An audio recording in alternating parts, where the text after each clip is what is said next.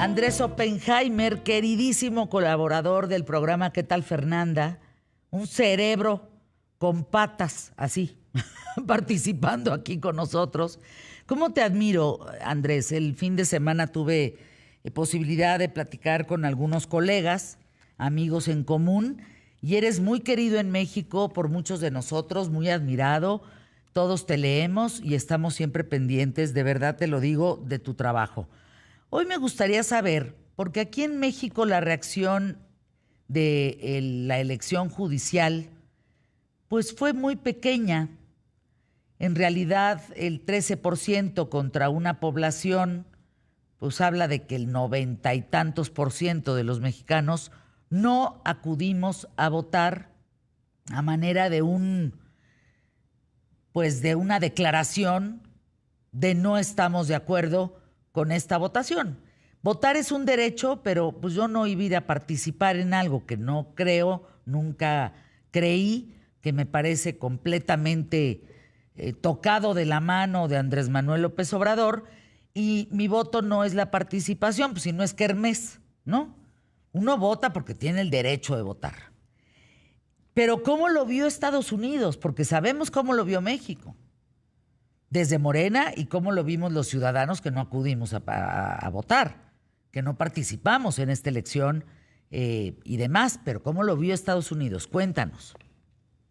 Hola Fernanda, gusto Mm. saludarte. Fernanda, bueno, si tuviera que resumirlo en una palabra, te diría que en Estados Unidos la reacción fue de ignorarlo absolutamente. Mm. O sea, yo no esperaba una gran cobertura, pero sí me esperaba noticias de primera plana, aunque sea bajito hoy, diciendo, voto apenas el 13%, fracaso para el gobierno, que no llegaron siquiera al 20% que algunos habían anticipado de participación. Pero casi ni eso, Fernanda. Lo único que se vio en la mañana de hoy fueron cables de las agencias noticiosas basadas en México, retomadas como noticias breves, periódicos o las cadenas. Y la ABC, la cadena ABC, usó uno de ellos, uno de estos reportes de las agencias, con el título: La primera elección judicial de México fue marcada por una alta abstención, confusión y desilusión. Pero más allá de eso, Fernanda, te diría que prácticamente hasta ahora no hubo ninguna repercusión, eh, salvo las que hubo antes de las elecciones. El viernes, como tú sabes, el Washington Post publicó un editorial muy duro diciendo que con estas elecciones judiciales México, estoy leyendo textualmente el editorial del Washington Post, se está uniendo al club de Nicaragua, El Salvador, Bolivia, Turquía, Hungría y otros países que han silenciado o controlado el poder judicial. Y el editorial cita a una ONG diciendo que México está en vías Wow. de convertirse en autocracia electa. Y de parte del gobierno, Fernanda, lo mismo, cero, silencio radial, nada. Y eso justamente estoy escribiendo al respecto para el Miami Herald y Reforma, que eh, se contradice un poco este silencio, hasta ahora por lo menos del gobierno de Trump, con la reciente decisión del secretario de Estado Marco Rubio de crear una nueva oficina en el Departamento de Estado que se va a llamar Oficina para la Democracia y Valores Occidentales. O sea, fantástico, me parece fantástico crear una oficina para defender los derechos humanos y la democracia, pero me temo que va a tener poquísima credibilidad si por un lado se dedica a criticar a Cuba, Venezuela, Irán, cosa que me parece perfecta y necesaria y indispensable, me parece muy bien, pero si no dice una sola palabra sobre la erosión de las instituciones democráticas en México o en El Salvador o en Hungría, ni hablar, Fernanda, de Arabia Saudita y otros países que ya son dictaduras hace ratos y que el propio Trump acaba de Caray. elogiar en su reciente viaje. Tú recordarás que en su viaje a Arabia Saudita Trump habló del príncipe heredero Mohammed bin Salman como un líder increíble y magnífico.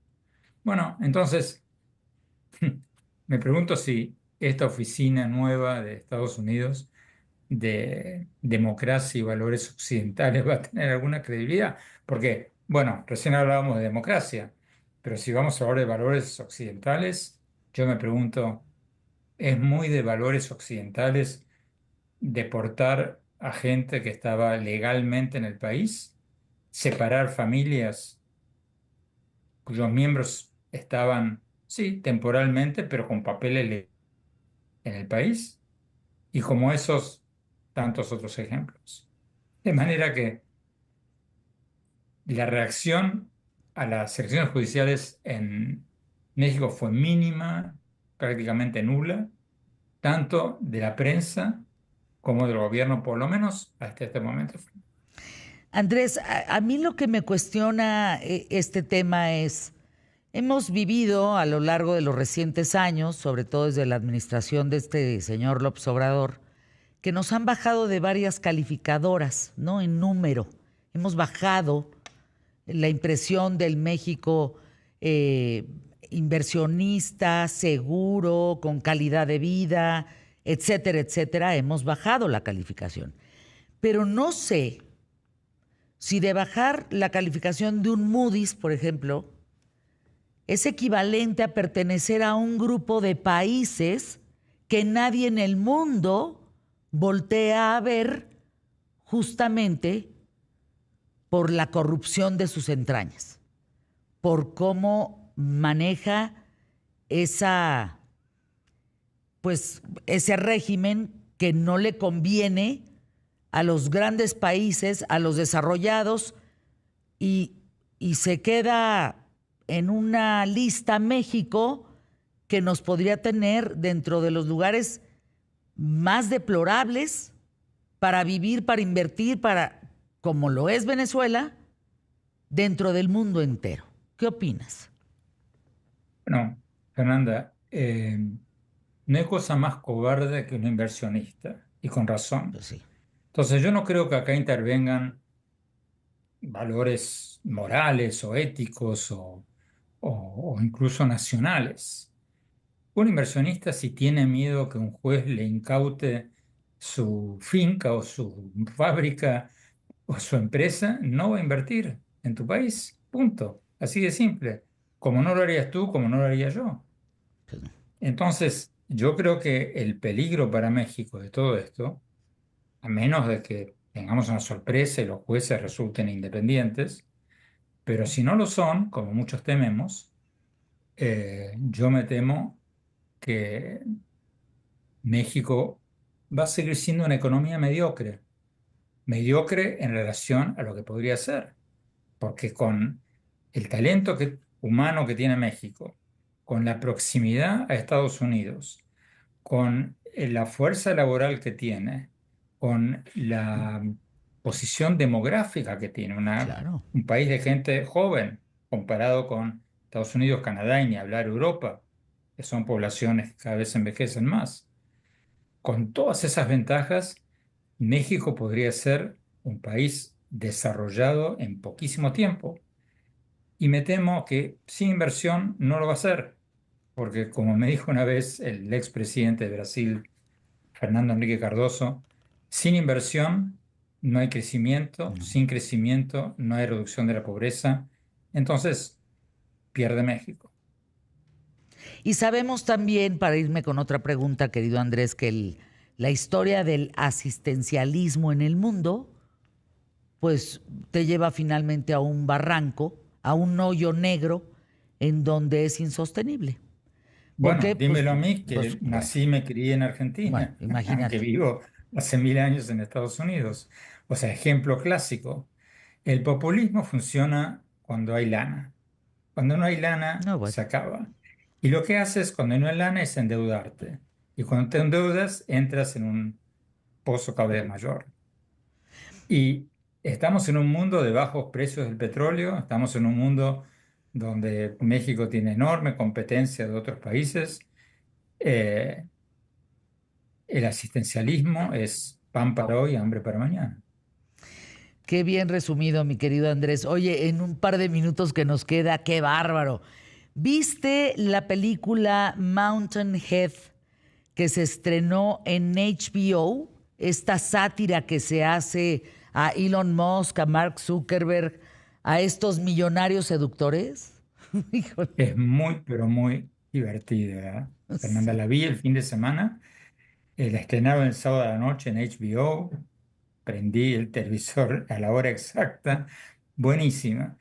Te la cuento en un minuto. Cuatro magnates tecnológicos, tienen otros nombres obviamente, pero uno de ellos es el hombre más rico del mundo, tiene varias cosas en común con Elon Musk, dueño de una importante red social, etcétera, etcétera. El otro, muy modelado bajo, digamos, la imagen de Mark Zuckerberg, el otro de Sam Altman, el creador de ChatGPT. Y el otro, el cuarto, el anfitrión, es el pobre, tiene apenas 500 millones de dólares, Apenas. mientras que sus amigos tienen todos muchos miles de millones de dólares. Y se juntan para jugar al póker, rememorar viejos tiempos, un fin de semana, y después nos enteramos a lo largo de la película para tratar de comprarse las empresas unos a otros. Y después pasan cosas mucho más atroces que no te voy a contar para no ser un spoiler. Pero Hay que verla. la, lo que en el trasfondo de esta reunión de estos cuatro, en una mansión en la punta de una montaña nevada en Utah, es una crisis mundial que ven en las pantallas de CNN, desatada por una aplicación de inteligencia artificial creada por uno de ellos que crea deepfakes imposibles de distinguir de la realidad. Querido Andrés, no se la pueden perder. Mountain Head en HBO Max.